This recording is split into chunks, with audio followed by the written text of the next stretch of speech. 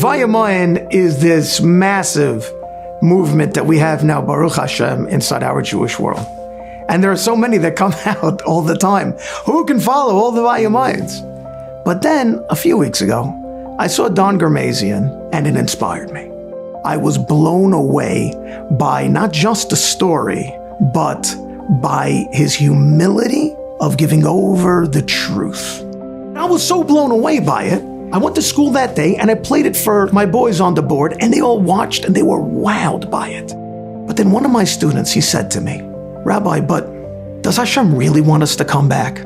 I've done things that I shouldn't, I've looked at things that I shouldn't." And that was a beautiful story, but that worked for him.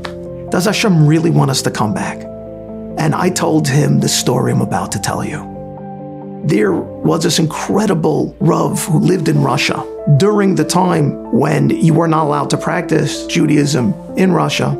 And unfortunately, although he really held on as much as he could, his children, they were taken off by the KGB, and they were taken into what it was that the Russian Communist Society would brainwash them with.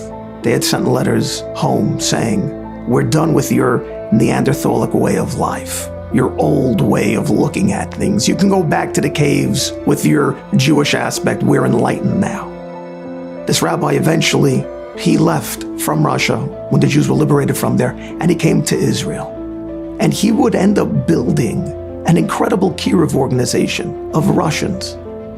40 years later, he was once giving a shiur, and one of the Russians in the crowd had asked the same question that my student had asked me.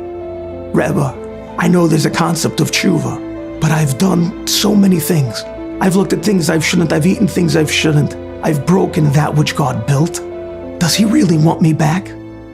And the Rebbe, the Russian Rebbe, who for years had put up with so much, who had never really cried all that much through all the pain he'd been through, staying staunch and strong, stoic, finally broke, and he began crying.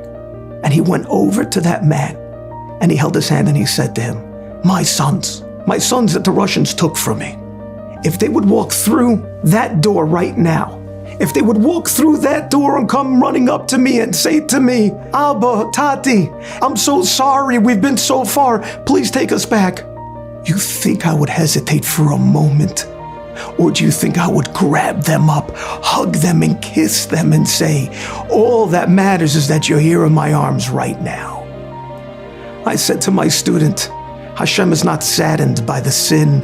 Hashem is saddened if the sin causes you never to return. Hashem is saddened if the sin convinces you that Hashem is too small to allow for his forgiveness to wash you clean. Thank you, Vayimaen, for giving me and giving so many Yidden that feeling, that knowledge that Hashem loves us and is waiting with open arms for us to come back.